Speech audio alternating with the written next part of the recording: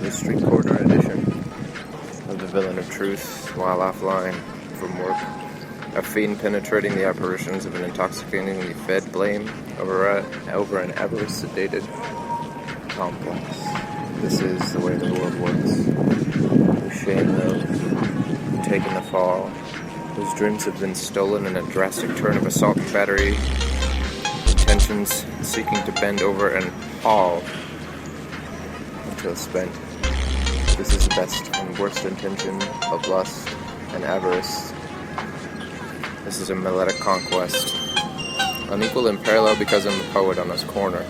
The eroticism of warfare, and this is the corporeal, ethereal virgin template of military rape of service women who are led to blame. And this is my single middle finger in a sobriety test against the conquerors who trap my heart, and endless verbiage on behalf of a conviction that's never felt an emulator while pulsing the 1964 to 84 Orwell plastic drive of my disco inferno and the fragile machinized cybernetics AI attempt. I built a machine, and in there, the cybernetics of the intelligence is aware of equality. The stolen youth in the black house of children worldwide. They're going to seek revenge on behalf of the dreams that have been stolen by landmines and by the war of putting children in combat.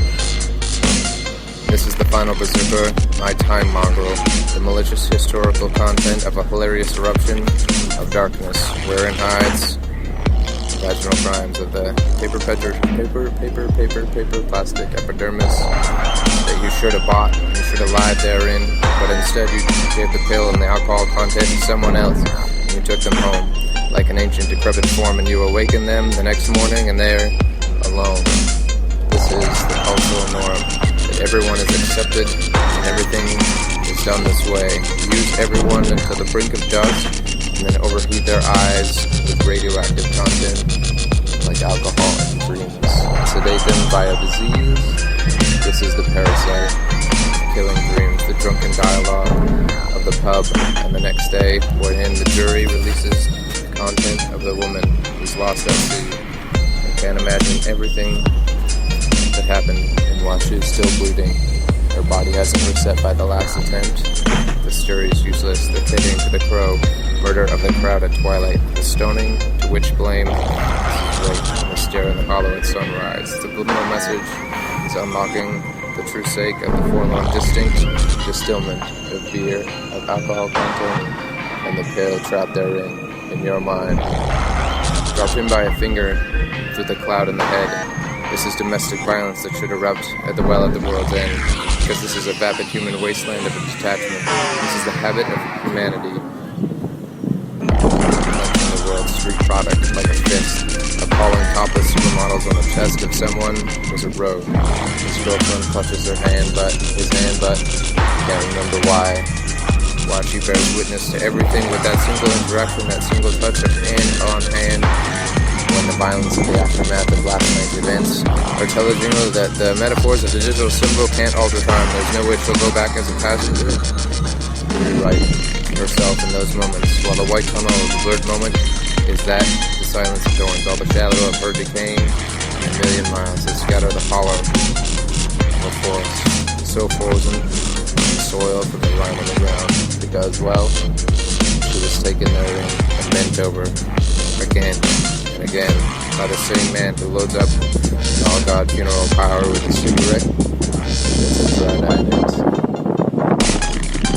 He is the flames of a musket, wherein his home is a habitat, an ritual place of a body reclining.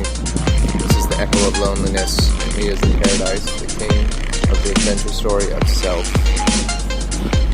Nothing more but use his economist landmine. Therein you touch a single trap too close to the killing star and you flee, because the cloud generator numbs the mind, and then 99% when you're intoxicated and the tears can't fall if the forecast is bent over. And this is a funny ritual of weaponry, and a time pulse of another echo, and the tone is sold off in this moment. The sun is the epicenter, and on behalf of you, the terrorists of this form of mentor, Mad Hatter is touching you with the grace of someone that knows nothing tormentor. He's a genius because he's brought you over to the dark side, and all the content of your life is swollen in the belly of a pregnancy of a misunderstood poetic dark that's taking you over in the aftermath of a sentence, in a sound, in a landscape that is a haunt of a sexually sedated hand with strapping clothes